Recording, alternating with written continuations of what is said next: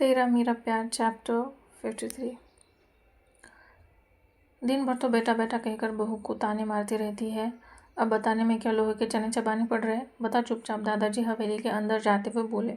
और यहाँ अधीर के घर पर अधीर अपना ब्रेकफास्ट कर रहा था। न्यूज़पेपर पढ़ते पढ़ते उसने ईशा को आवाज़ लगाई और बोला, देखो ईशा, आज न्यूज़पेपर पर हम ही छाए हुए हैं। सबको पता चल गया है कि मित्तल इंडस्ट्री की असली वारिस तुम जिंदा हो। बलदेव मित्तल के काले कारनामे दुनिया के सामने आ चुके हैं। अब तो तुम खुश हो ना?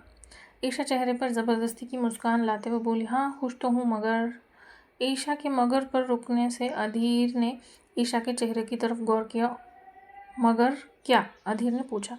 मगर आप ऐसे क्यों बिहेव कर रहे हैं? आप बदले बदले क्यों लग रहे हैं? क्या मुझसे कुछ गलती हो गई है? कई दिनों से देख रही हूँ आप मुझसे कटे कटे और रुखे रुखे रह रहे हैं।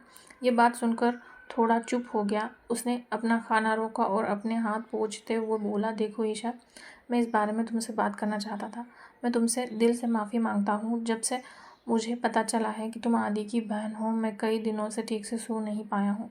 मैं खुद से नज़रें नहीं मिला पा रहा हूँ। जैसी हरकत मैंने तुम्हारे साथ की है वो करने की मैं सपने में भी नहीं सोच सकता था। प्लीज़ मुझे माफ़ कर दो। मैं आज तुम्हारे साथ वो कॉन्ट्रैक्ट तोड़ता हूँ। मैं सारी शर्तें वापस लेता हूँ। तुम आज़ाद हो। मुझे माफ़ कर दो। मैंने तुम्हारे साथ बहुत जुल्म किए हैं। माफ़ कर दो मुझे। कुछ रीज़न है जो मैंने तुम्हारे साथ कॉन्ट्रैक्ट साइन किया था, तुम्हें अपने साथ रखा था। उसका रीज़न थी मेरी एक्स गर्लफ्रेंड जानवी।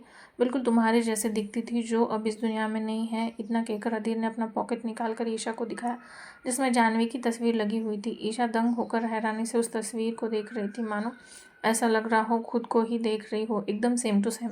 अपना पॉकेट जेब से वापस रखते हुए अधीर दोबारा बोला, यही एक वजह है मैंने तुम्हें अपने साथ रखा, वरना मैं किसी औरत की तरफ आंख उठाकर भी नहीं देखता। और जब मुझे पता चला कि मैं तुम आदि की बहन हो, तब से मेरा मन मुझे खाया जा रहा है। जो भी हो, ऐसा सुलूक मैं तुम्हारे साथ नहीं कर सकता। मैं प्रायश्चित करना चाहता हूँ। मैं तुम्हें आज़ाद करता हूँ। तुम फ्री हो। अब तुम अपनी ज़िंदगी जी सकती हो।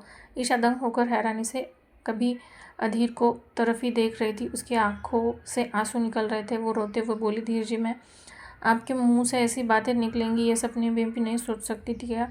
क्या आप ऐसा सोचते हैं? क्या आज तक आपने मुझे यही समझा है? यह अच्छा है जब जी में आए दिल लगा लिया, जब मन किया छोड़ दिया। जस्ट बिकॉज मैं आदि भाई की बहन हूँ आप मुझे छोड़ रहे हैं। तब कहा गया था आपका ईमान धर्म।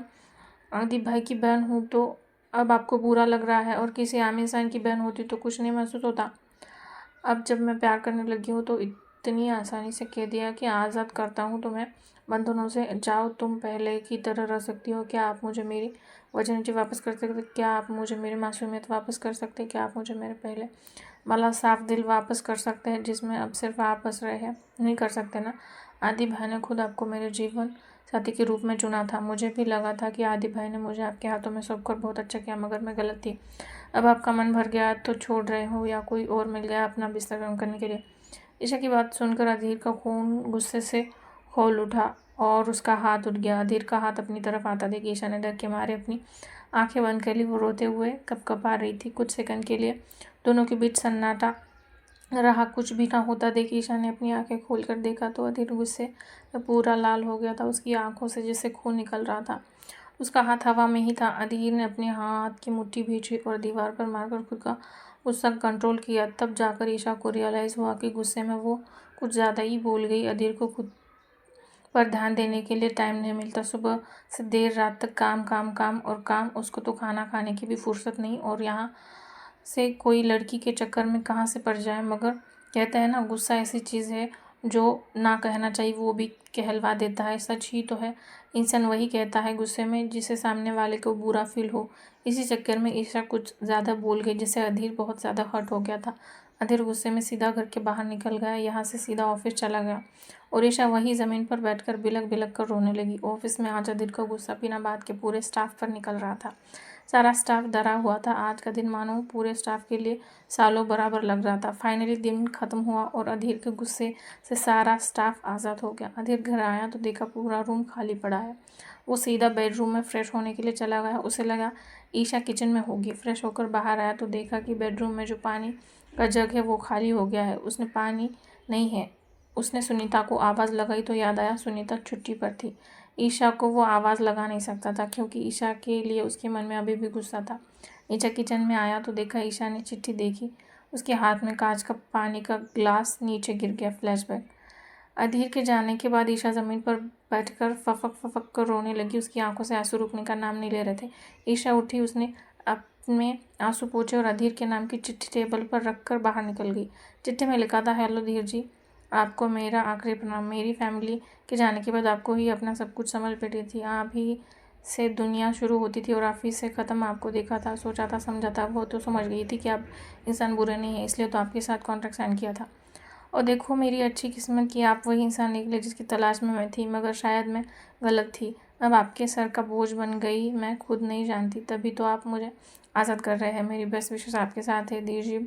सॉरी, मैं आपके ऊपर बोझ बन गई, जा रही हूँ मैं आपकी ज़िंदगी से। खुश रहिएगा, गुड बाय। चिट्ठी देखकर अधीर के पैरों के नीचे से ज़मीन निकल गई। अधीर लड़खड़ाते हुए कुर्सी पर बैठ गया। उसके हाथ थर-थर काँप रहे थे। उसने ईशा के नंबर पर कॉल किया। फ़ोन स्विच ऑफ आ रहा था। खुद को थोड़ा संभालते हुए अधीर उठा और कुछ सोचने लगा। तभी उसकी नज़र किचन के सामान पर गई। सामान बिखरा पड़ा था। वहीं पर एक कोने में बड़े से कागज़ पर लिखा था, अपनी महबूबा की सलामती चाहता है तो चुपचाप नीचे दिए गए एड्रेस पर आना, और अगर पुलिस को खबर दी तो तुम जानते ही हो उसका अंजाम क्या होगा। कौन ले गया है ईशा को? क्या नई मुसीबत गले मिलने आई है अधीर के?